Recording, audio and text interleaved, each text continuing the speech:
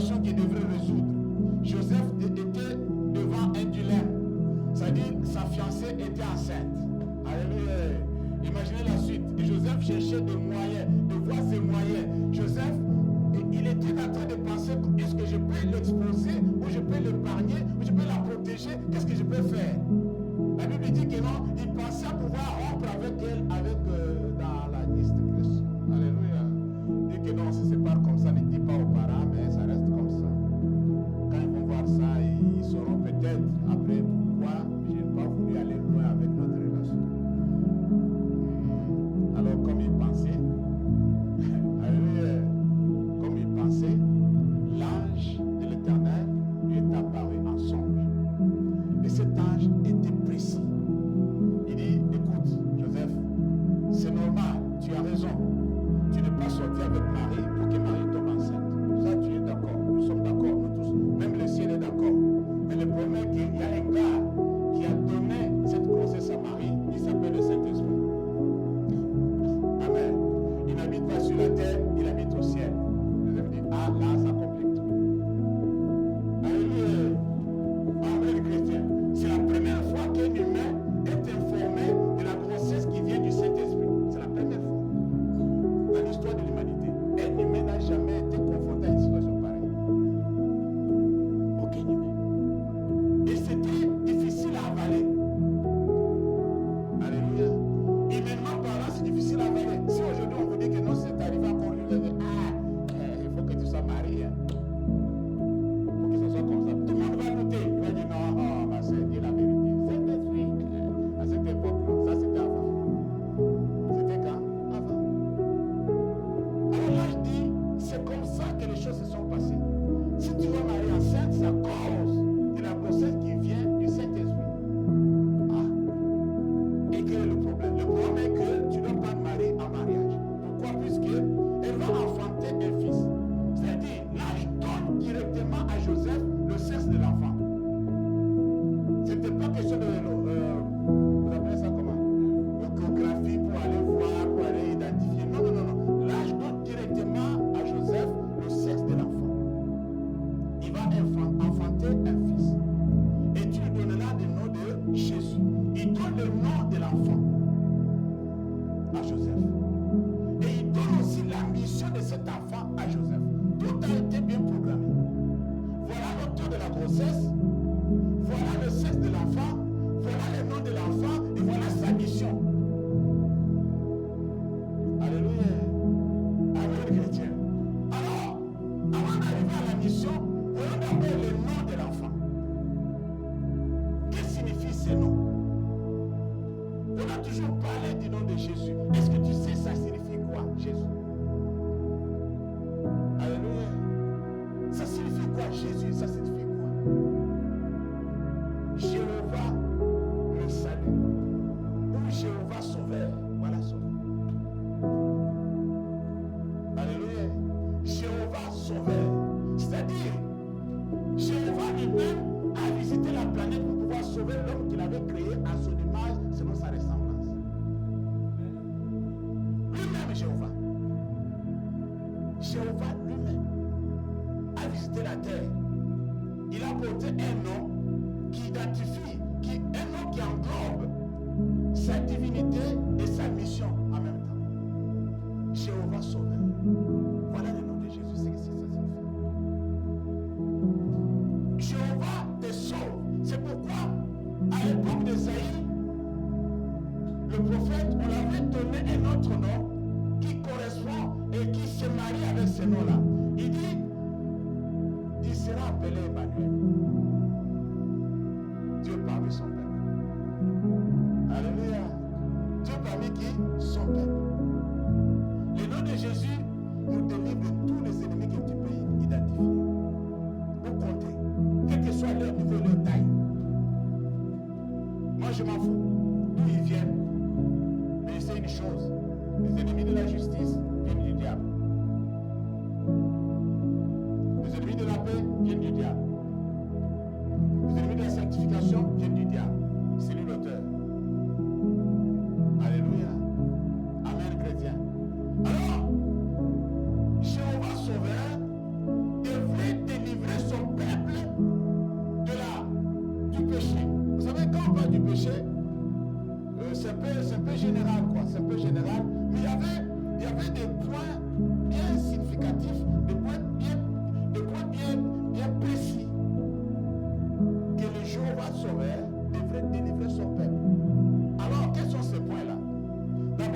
point, il devait délivrer son peuple de la condamnation du péché. Je dis bien la condamnation du péché.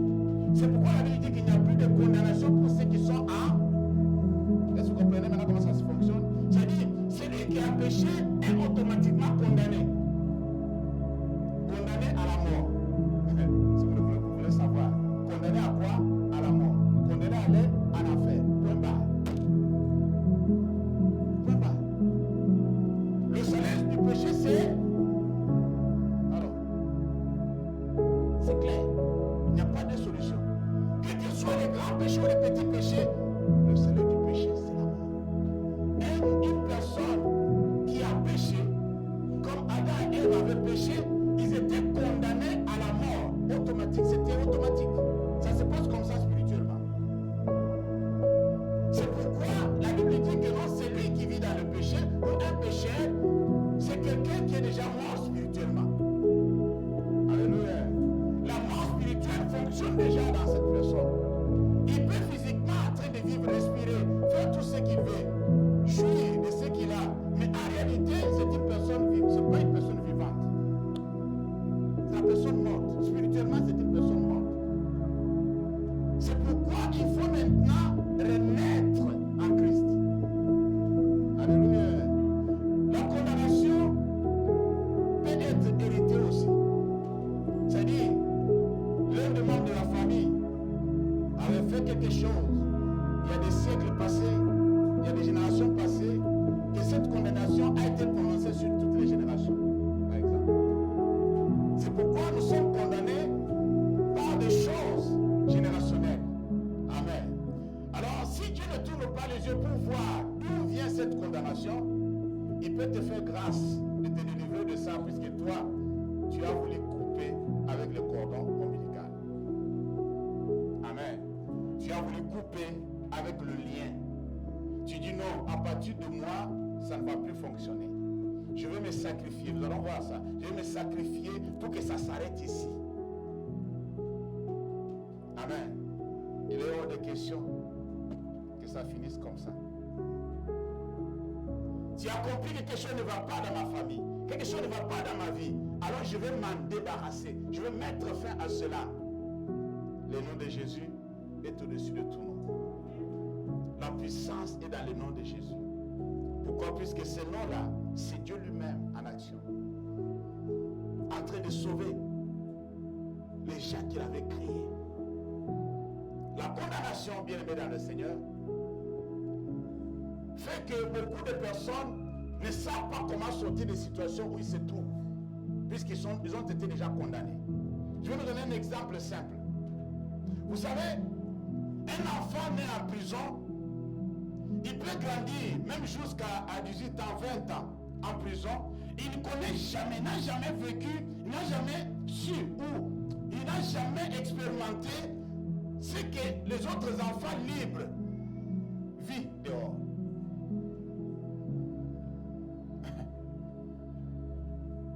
Un enfant né dans l'esclavagisme, il n'a pas le goût de la liberté que les autres enfants ont.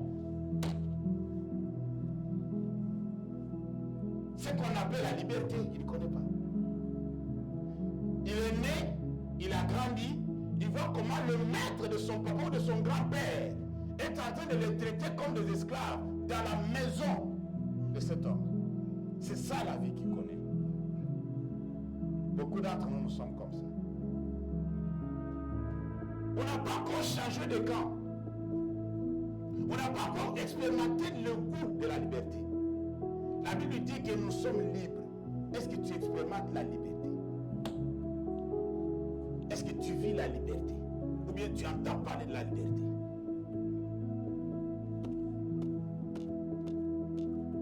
C'est quoi être libre? Amen.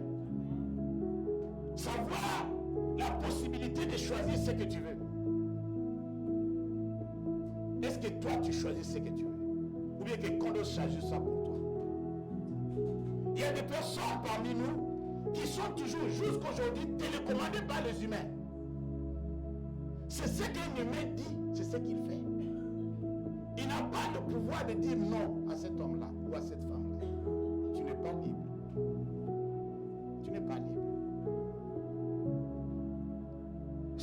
en prison, la prison satanique, tu ne connais pas ce que les gens qui vivent dans la liberté, les gens qui vivent dans le Seigneur expérimentent. Ou les enfants nés dans des familles déjà délivrées, comment ils vivent? Comment ils vivent? Tu ne sais pas. Jusqu'à ce que tu sortiras de prison, même à l'âge adulte, tu vas dire, ah, moi j'ai raté cette étape-là. Je ne peux pas jouer aussi comme eux au parc. Je n'ai jamais été aussi au McDonald's avec mes parents. Tu vas découvrir ça, tu vas dire, waouh, j'ai raté beaucoup de choses. Amen, chrétien. Alléluia. Et quand tu veux maintenant récupérer tout ça, tu vas commettre des bêtises. Tu vas les faire en désordre. Tu vas faire des choses qui ne sont même pas, qui ne correspondent pas avec ton âge. Tu vas dire, mais hey, regarde cette maman-là, c'est qu'elle fait. Cette dame, est-ce qu'elle est dans ce bon sens? Ça, c'est pour les jeunes filles. Et ça dit maintenant comme une jeune fille, parce qu'il veut récupérer. Mais c'est trop tard. Ça dit, tu vois une grande dame, la façon dont elle s'habille, tu dis, mais est-ce qu'elle sait qu'elle a tel âge? Est-ce qu'elle est au courant que non, elle a déjà dans les cinquantaines? Mais s'habille comme une petite fille de 18 ans, de 16 ans. Et non, moi je vais me garder. Tu ne vas pas te garder, tu vas récupérer. On se connaît. Habille-toi selon l'âge que tu as. Amen. Puisque si toi avec cet âge-là, et tu t'habilles comme une petite fille comme ça, et tu vois maintenant des jeunes garçons de 18 ans, de 16 ans, commencer à venir te taper comme ça, tu vas faire comment? Tu es même à l'âge de mon petit-fils, mais maman, la façon dont tu t'es habillé, ça ne... Alléluia. Ça c'est entre nous. Il y a des personnes, comme ils aimaient la voie aller courir derrière les jupons, aller dans des boîtes de nuit, aller vers des prostituées. Ils sont sortis même avec des grands-mères. Lui un petit. Amen. Puis la personne s'est habillée comme une petite fille. Il a fait toutes ses conneries au visage, tout ça. Mais ce n'est pas quelqu'un de ton âge. C'est la malédiction. Alléluia. Le point de condamnation, c'est trop profond. Et si tu n'es pas sorti de ces condamnations-là, tu vas toujours vivre ce qui avait été déjà promulgué ou déterminé depuis longtemps pour pouvoir suivre toutes ces générations-là.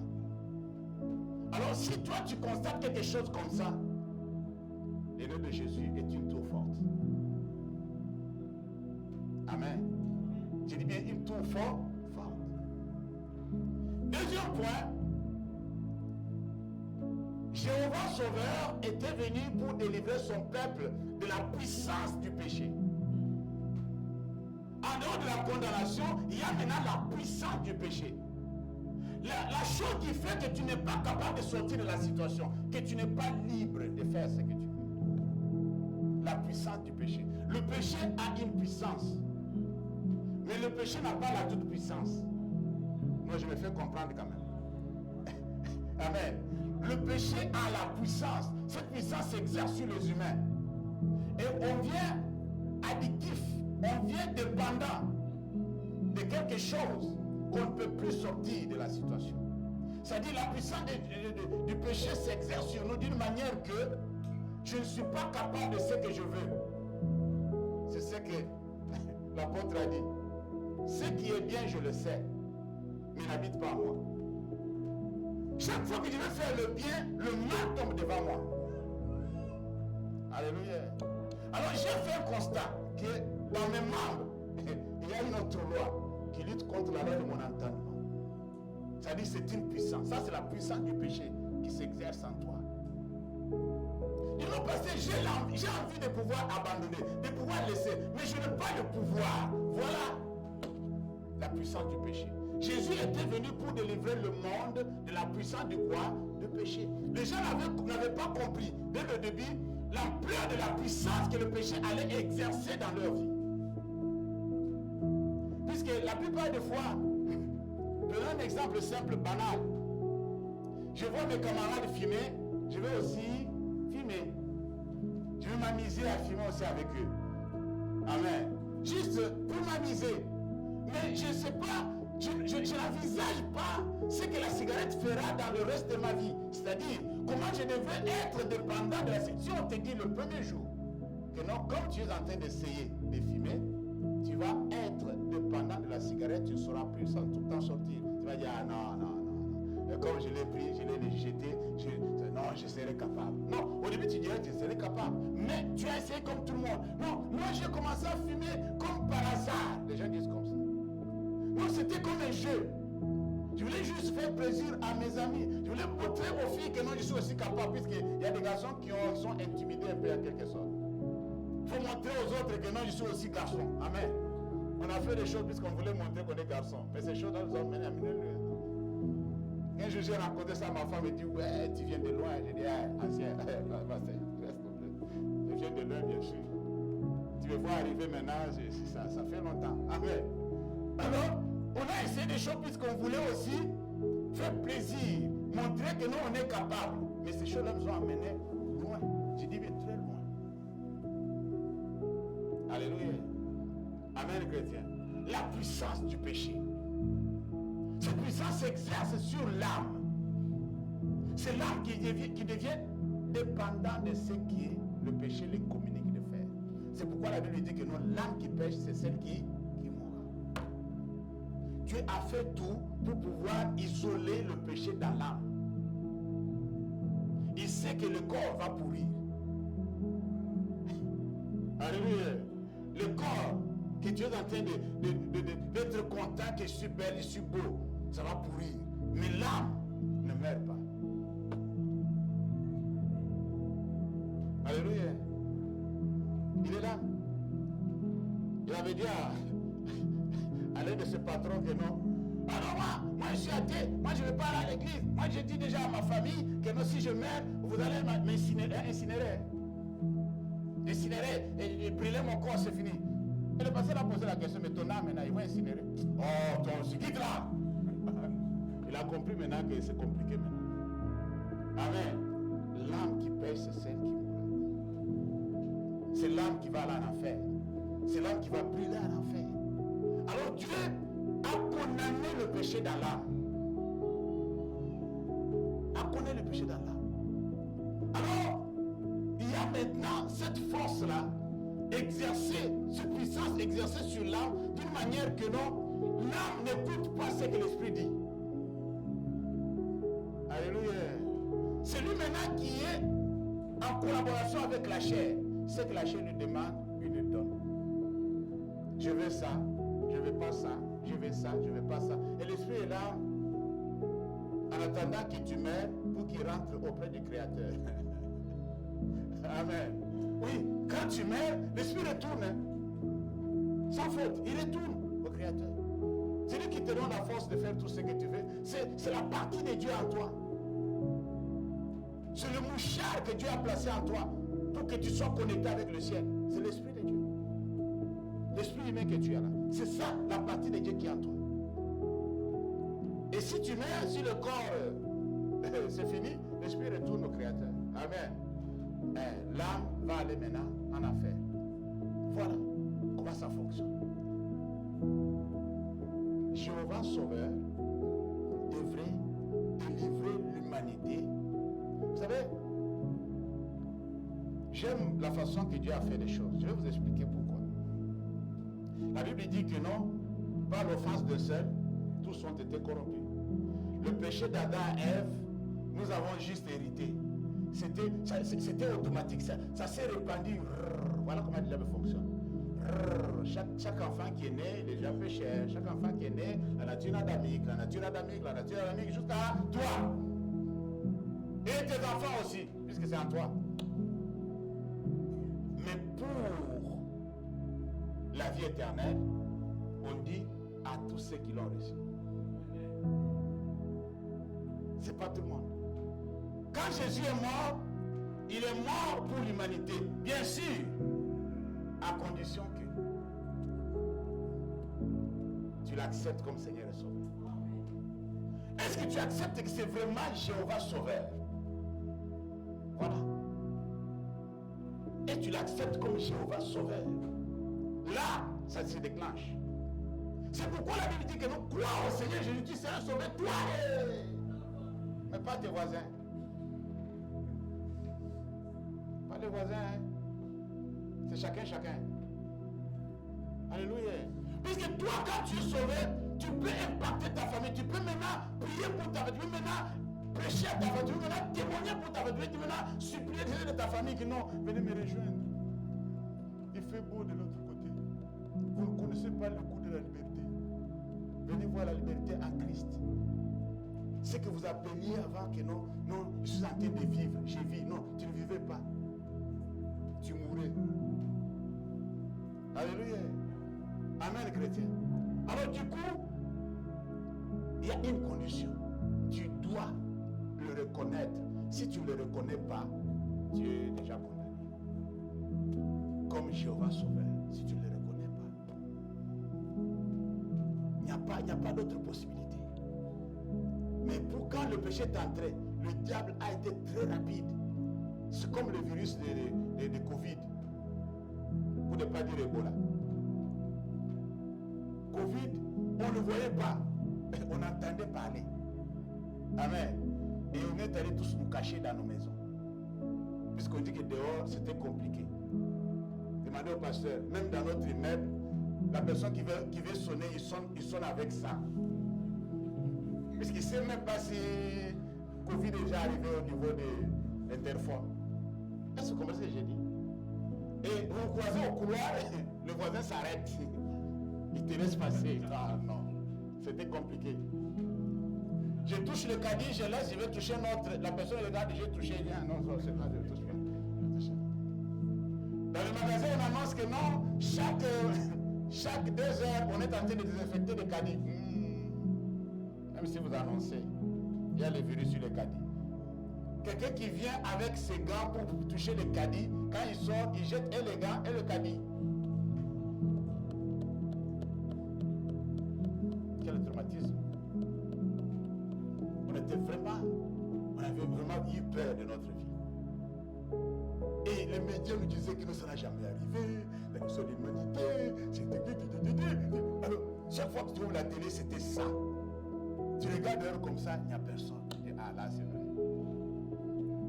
On est fini. La mort va commencer à frapper à chaque porte. Amen. Alléluia. Amen, chrétien. Passons au 3e point. Le 3e point, c'est le Jéhovah Sauveur était venu pour, vous savez, finaliser avec la présence du péché. Le péché ne devrait pas exister ou être présent dans l'humanité. C'est pourquoi, vous allez comprendre pourquoi Jean-Baptiste a dit, voici l'agneau de Dieu qui...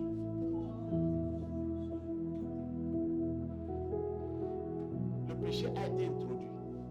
Le péché est présent. Mais vous savez pourquoi le péché est encore là jusqu'à aujourd'hui? Puisque beaucoup n'ont pas encore accepté de pouvoir s'en débarrasser. Beaucoup. Amen. Il y a de ceux-là qui ont décidé de dire que non, moi, ils peuvent vivre dans le péché, mais moi, je ne fais pas partie. Alléluia. Pour moi, le péché n'existe plus. Je ne veux plus vivre dans le péché. Je ne veux plus pratiquer le péché comme nous avons partagé la fois dernière. Cette pratique-là, comme on pratique le football, je ne veux plus le faire. Amen. Mais s'il arrivait que, par accident, je pêche, j'ai quand même un avocat.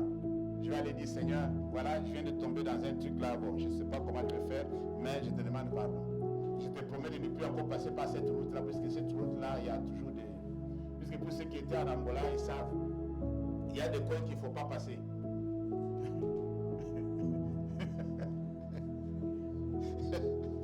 Je n'ai rien dit, hein. Moi je n'ai rien dit. Je n'ai rien dit. Si toi tu te sens mauvais, moi je n'ai rien dit. Il y a des coins qu'il ne faut pas passer. Si tu passes là-bas, tu reviens avec un œil et il y a l'autre œil qui n'est pas là. Ah oui, on enlève celui-là, on laisse l'autre. C'est-à-dire qu'il y a des bandits dans ce coin-là. Est-ce que vous comprenez? Alors si tu connais que dans ce coin-là, il y a des bandits, il y a des assassins, alors tu ne peux pas passer là-bas la nuit. Tu vas passer. Il y a des quartiers sensibles, on appelle ça des quartiers sensibles. Des quartiers à haute tension. Amen. Alléluia. Ici, on a bien protégé ça, on a bien dit ça, on est des quartiers prioritaires. Ce sont des quartiers prioritaires pour la sécurité nationale. C'est compliqué. Alors du coup, Jéhovah Sauveur devait finaliser avec la présence du péché. C'est pourquoi lui n'a pas péché, mais il s'est fait pécher. C'est-à-dire, il a attiré le péché dans le corps humain, il a mené, il a crucifié. Il a condamné le péché dans le corps humain. Est-ce que vous comprenez ce que je veux dire? C'est-à-dire, il a joué le rôle d'un aimant. Vous voyez comment l'aimant attire les clous, voilà. Il nous a montré l'exemple. Il dit, voilà, c'est moi. C'est pourquoi il dit, j'aime ce qu'il a dit. Venez à moi, vous tous qui êtes fatigués, chargés, je vous donnerai du repos. Prenez mon joug et doux, mon fardeau est léger. C'est-à-dire que vous ne voulez ou pas, là où nous sommes, tu dois avoir quelqu'un qui domine sur toi. Alléluia. Ah oui, un humain a toujours quelqu'un qui domine sur lui. Ou c'est le diable, ou c'est Dieu. Tu ne vas pas dire que non, moi, ni le diable, ni Dieu. Non, non, non, non, non, non, non. Si on va vraiment faire les enquêtes, voir comment toi tu mènes ta vie, ce que tu fais, quelles sont tes habitudes, quelles sont tes addictions, on voit seulement ce que toi tu fais, on saura de quel côté tu es. C'est facile à identifier. On reste avec toi une journée, 2 jours, 3 jours, ancien, on sait de quel côté tu es. Toi, tu es un enfant de Dieu. Pourquoi il a dit ça? Il a vu ta vie. Mais 2 jours, 3 jours, 4 jours, 1 semaine après, il dit, ancien, toi, vraiment, je vois que le diable a business ici avec toi. C'est simple que ça. C'est-à-dire, si tu refuses ce que Dieu peut t'imposer, qui est facile à pouvoir utiliser, ou à pouvoir exercer, ou à pouvoir pratiquer, si tu refuses le fardeau qui vient de Dieu, si tu refuses que Dieu te donne des devoirs à faire, le diable va te donner le devoir à faire. Voilà comment ça fonctionne. Alléluia. Si tu refuses que Dieu te donne du boulot, le diable va te donner du boulot. C'est comme ça ça fonctionne. La Bible dit que non, lorsqu'on chasse les esprits dans la personne, et ces esprits-là partent dans des endroits arides, ils vont un jour se souvenir que non, allons voir si dans cette maison-là quelqu'un n'a pas occupé. Puisqu'il y a toujours, dans une maison on doit l'occuper. Si la maison n'est pas occupée, ça va s'écouler. Je vous dis la vérité. La maison doit être occupée. Vous savez, la présence humaine dans une maison fait survivre la maison. Vous savez ça? Allez, abandonne ta maison pendant 2 ans, 3 ans. Tu vas voir que les murs vont commencer à se fissurer. Ils vont commencer à aller comme ça.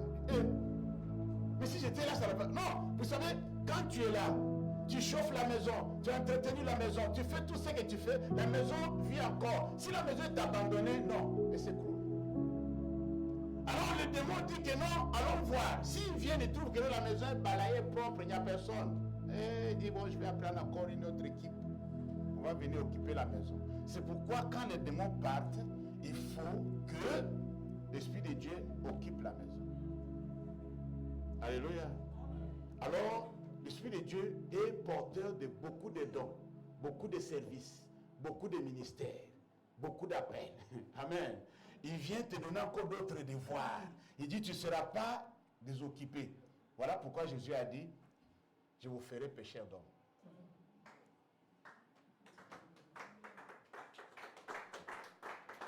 Je ne vais pas vous laisser dans le chômage. Non, non, non, non. Personne n'a jamais été dans le Seigneur et resté chômeur. Si tu travailles bien dans le monde, si tu vas aussi travailler bien, il y a du boulot pour tout le monde. Il dit, je vous ferai pécheur d'hommes. Ça dit, vous êtes des pêcheurs de poissons, mais moi je vais changer votre métier. Je ne vais pas vous laisser dans le chômage, comme ça, l'emploi va vous rejeter. Non, non, non, non, non. Je vais vous occuper tout de suite. C'est comme ça avec Jésus. Et toi, tu es dans le Seigneur, tu ne veux pas être occupé. Tu fais erreur. Alléluia. Qu'est-ce que tu fais? Qu'est-ce que tu fais? Ça fait partie de ton auto-délivrance. Il faut changer de métier. Alléluia. Amen. Ne reste pas seulement comme ça. Non, moi je viens seulement, je prie, je m'en vais. Je prie, je m'en vais. Mais ce qu'ils font là, toi tu les payes combien? Toi tu pries, tu t'en vas. Pour qu'on vienne prier. Il n'y a pas de gens derrière tout ça. Non, je ne sais pas si me fait comprendre. Pour que tu viennes, tu t'assois, tu pries, tu t'en vas. Derrière là, il n'y a pas d'organisation. Il n'y a pas de personnes qui travaillent, même en coulisses. Il n'y a pas de personnes qui prient. Je ne sais pas si me fait comprendre. Il n'y a pas de personnes qui contribuent. Il n'y a pas de personnes, je ne sais pas, pose-toi la question. Toi, tu viens, tu pries, tu t'en vas. Tu pries, tu t'en vas. Mais derrière, il y a quoi? Alléluia. Amen, chrétien. Jéhovah Sauveur était venu pour pouvoir ôter le péché du monde. Aïe. Oh Marie, excuse-moi. Je vais atterrir. Aïe, c'est... Je ne suis pas encore arrivé à la moitié. C'est pas grave. C'est pas grave. Je vais m'arrêter. On va continuer prochainement. Alors, vous allez comprendre pourquoi cette délivrance par le nom de Jésus nous amène loin dans Genèse. Un jour, Moïse discutait dans Exode chapitre 3 avec Dieu par rapport à la mission. Ouais, tu vas aller, tu vas dire aux enfants d'Israël, machin, machin. Mais à partir du verset 13, si vous pouvez regarder ça, Moïse dit qu'ils vont me poser la question. Pour comprendre que Jéhovah Sauveur, c'est lui-même qui était venu. Hein. J'étais juste en train de vous expliquer ça. On n'a pas encore entamé la délivrance, l'autodélivrance par le nom de Jésus. Je vous explique. Puisque, vous savez, il faut que vous compreniez d'abord la portée de ces noms-là. Ces noms-là, ce n'est pas les noms comme les autres. Ce n'est pas un nom ordinaire. C'est pas un nom ordinaire. J'ai toujours eu peur. Quand je vois que mes amis les Portugais les donnent à leurs enfants, je jouche. C'est un peu compliqué, pasteur. Tu donnes l'enfant le nom de Jésus. Faites attention. Et tu connais l'ampleur de ces noms-là. Tu sais ce qui se cache derrière les noms. Exode chapitre 3. Celui qui a trouvé pédé pour nous, verset 13 et verset 14. Exode chapitre 3. Tout ça, c'est pour nous aider à comprendre que non. Tout ce que nous allons dire par la suite devrait avoir des effets, de l'impact à cause de ce que nous sommes en train de voir. Le verset 13 dit, Moïse dit à Dieu, j'irai donc vers les enfants d'Israël et je leur dirai, le Dieu de vos pères m'a envoyé vers vous, mais s'il me demande quel est son nom. Alléluia. Amen, chrétien. Le Dieu de vos pères, c'est un peu vague. Alléluia. Nos pères avaient aussi leur père. Leurs pères avaient aussi leur père. Si on va un peu plus loin, on va voir que non, le père d'Abraham n'avait pas le même Dieu qu'Abraham. Non, vous n'avez pas compris. Alors, on continue. Comme vous ne voulez pas comprendre, on continue. Verset 14. Que leur répondrai-je? Dieu dit à Moïse, je suis celui qui est. Et il ajouta, c'est ainsi que tu répondras aux enfants d'Israël, celui qui est m'a envoyé vers vous. Est-ce que vous avez compris quelque chose là? Celui qui est m'a envoyé vers vous. Je suis celui qui est. La personne qui n'a ni commencement ni fin. Il est toujours présent. Avec toutes ces générations qui passent, Dieu est. Alléluia. Avec tous ces noms que nous citons dans la Bible, Dieu a toujours été. Et il était avec eux, il est avec nous. Alléluia. Il est présent. Il ne change pas. Il ne meurt pas. Il ne vieillit pas. Puisque nous avons eu l'image qu'on était à la maison, la maison mère, que Dieu c'est un vieux qui a la barbe blanche. Ancien. Ne te trompe pas, hein? Comme Père Noël. Non, ça c'est Père Noël des Irlandais ou bien des... Non. Dieu n'a pas la barbe blanche, un vieux fatigué, un cow-boy fatigué. Non, non, non, non. Dieu est esprit. Alléluia. Amen. Dieu est esprit. L'esprit ne vieillit pas. Amen, chrétien. L'esprit ne grandit pas comme vous grandissez. Non, c'est pas comme ça fonctionne. Il dit, Jésus m'a envoyé vers vous. Jésus m'a envoyé vers vous. Et quand Jésus discutait avec les Juifs, là j'ai compris directement pourquoi il disait que je suis dans le Père et le Père est à moi. Alléluia. Là j'ai compris tout de suite. Quand il discutait avec les Juifs, non, notre Père Abraham, nous avons été jamais esclaves de personne, machin. Il dit, vous savez, en vérité, je vous l'ai dit. Amen. Amen. Jean chapitre 8, 58. En vérité, je vous l'ai dit. Pourquoi il a dit ça 3 fois? Puisque il est le véritable. En vérité, je vous l'ai dit. Avant que votre père Abraham fît, moi je suis. Alors, la personne qui est apparue à Moïse, c'était Jéhovah Sauveur. Alléluia. La personne qui est venue devant Moïse, c'était Jéhovah Sauveur. Pas une autre personne. Lui-même.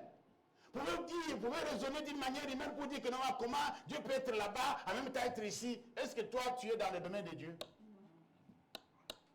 Toi, tu comprends les choses de Dieu. C'est du mystère. Lorsque les gens avaient commencé, quand Jésus condamnait les villes comme Sidon, comme qui n'ont pas reçu, qui n'ont pas accepté son message, il dit le jour du jugement, vous serez condamnés, vous serez jugés plus que Sodome et Gomorrhe. Vous savez? Alors, il a dit quelque chose d'extraordinaire. Alléluia. Il a dit quelque chose d'extraordinaire. Père, je te loue de ce que tu as révélé ces choses aux enfants. Tu n'as pas laissé que les hommes sages, les intelligents comprennent ce mystère. Mais tu as révélé aux enfants. Tu as révélé, quand il parle de l'enfant, lui-même avait donné un exemple. Lorsqu'il a appelé un enfant, mais au milieu des disciples, il dit que non, le homme de Dieu est semblable à celui qui se comporte comme un enfant, c'est celui qui accepte la dépendance. Un enfant, c'est celui qui est humble. Est-ce que vous comprenez? L'enfant, c'est bien. Si j'avais envie de retourner, pour qu'on prenne soin de moi, j'allais retourner encore être enfant, mais c'est impossible. Même Nicodème m'a dit à Jésus, c'est impossible. Comment je peux encore rentrer avant qu'il naisse encore? Puisqu'il y a des choses qu'on a passées à la jeunesse. Aujourd'hui, j'ai envie de le faire encore, mais si je le fais, Fini va se moquer de moi. Si c'est passé, c'est passé. Est-ce que vous comprenez? Tu ne peux plus retourner. Alors, un enfant, c'est l'image même de l'humilité. La dépendance à Dieu. Un chrétien n'est pas quelqu'un d'indépendant. C'est quelqu'un de dépendant. Alléluia. En tout et pour tout. L'enfant dépend de sa maman et de son papa pour tout. Tout. Tu dois faire tout pour l'enfant.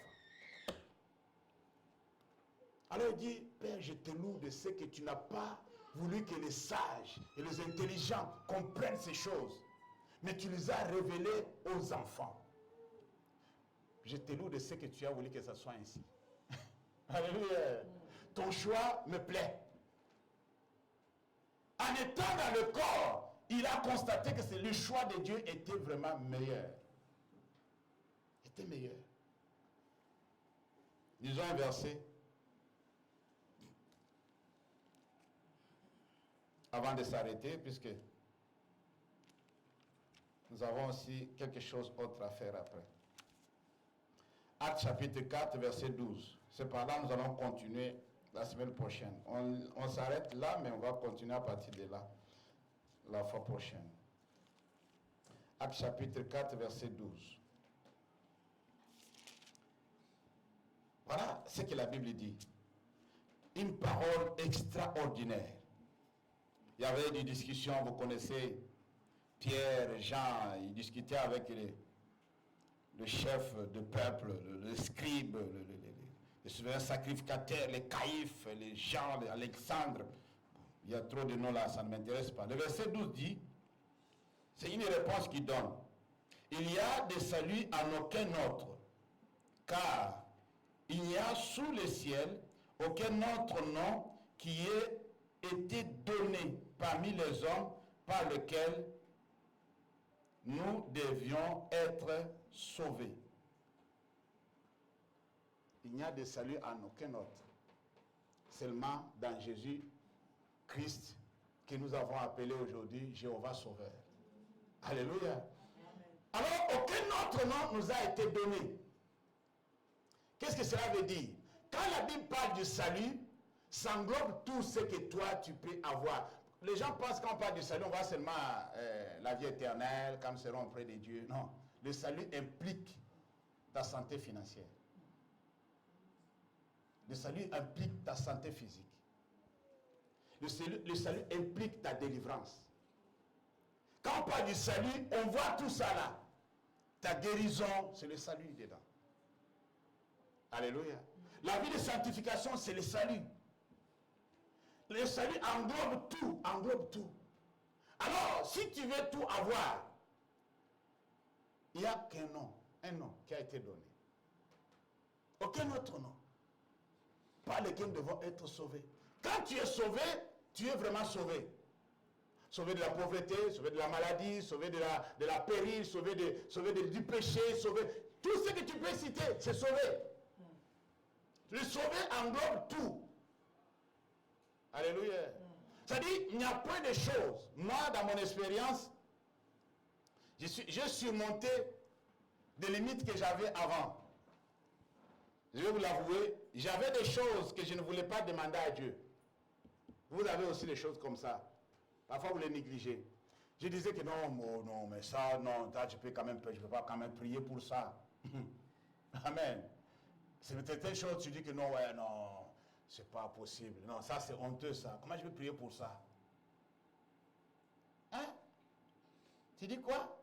Tu ne veux pas prier pour ça? Non. Tu dois prier pour tout. Amen. Alléluia. Et quand j'ai commencé à changer mes habitudes de prière pour dire que non, je croyais que c'est seulement demander ça à Dieu. Non, j'ai commencé à demander à Dieu des choses parfois. Si tu m'entendais dire ça, tu vas dire que, pasteur, tu dis ça à Dieu. Ça, tu dis ça à Dieu. Oui, je dis ça à Dieu. Puisque moi, mais je n'arrive pas. Est-ce que vous comprenez? Je n'arrive pas. Je croyais que je pouvais y arriver, mais je n'arrive pas. Alors, comme je n'arrive pas, je viens maintenant dire à Dieu, Seigneur, donne-moi vraiment 10 euros, Seigneur. 10 euros. J'ai besoin de 10 euros, Seigneur. 10 euros. Ah, Seigneur, 10 euros, 10 euros, 10 euros. Il dit, tu ne demandes pas 1000, il dit non, 10 euros, Seigneur. C'est maintenant 10 euros. Tu sais, il y a des moments où le 10 euros est plus important que 1000 euros. Non, vous ne comprenez pas. Vous ne comprenez pas. J'ai connu un pasteur qui a dit, moi, je prêche aujourd'hui la prospérité puisque je connais ce qu'on appelle la pauvreté. J'ai vécu dans la pauvreté. J'ai respiré la pauvreté. Je peux expliquer à quelqu'un ce qu'on dit, qu'est-ce qu'on appelle pauvreté. Puisqu'il y a d'autres personnes, ils prêchent la prospérité, ils n'ont jamais vécu la pauvreté. Il est né dans des familles où tout était disponible. Mais tu as grandi dans une famille où chacun s'est débrouillé. Pour aller à la fête, il faut aller chercher un ami qui va te donner la chemise. Vous ne connaissez pas, hein? Vous là, vous blaguez. Toi, tu sais ce qu'on appelle pauvreté. Tu as déjà respiré la pauvreté. Si tu regardes en haut, tu regardes en bas, tu dis que non, vraiment, là, vraiment, je suis pauvre. Toi, mais tu dis que non. Si quelqu'un m'appelle pauvre, je dis oui. Amen, je suis pauvre. Je dis Amen. Alléluia. Il il y a un chanteur de chez nous, je ne vais pas citer son nom. Il dit, mais toi, le nom qu'on t'appelle dans le quartier Piaker, tu acceptes ça pourquoi? C'est-à-dire, quelqu'un qui manque de tout, quoi. Il n'a rien. Et tu acceptes ça, ça devient maintenant de cachet, puisque les gens commencent à refuser ça par la foi. Je refuse. Mais en réalité, tu sais que non, je suis dans ça. Ceux qui disent ça, c'est vrai. Je n'ai rien, moi. Je n'ai rien. Je n'ai rien. Je galère. Voilà le terme. Alléluia. Je galère. Il t'est déjà arrivé. Non, on laisse tomber. De dormir dehors. Tu as marché toute la journée. Et tu arrives le soir, tu regardes en haut, tu dis Seigneur, je vais dormir dehors.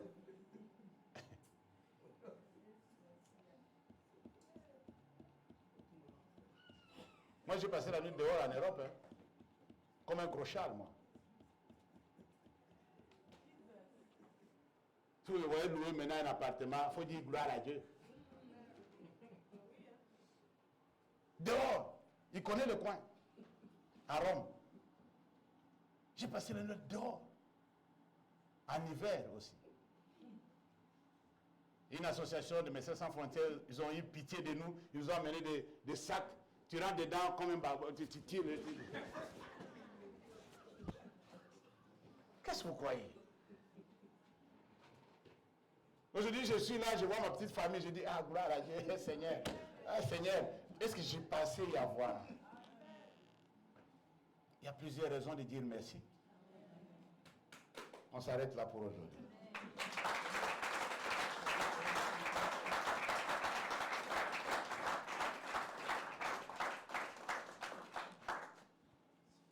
J'aimerais que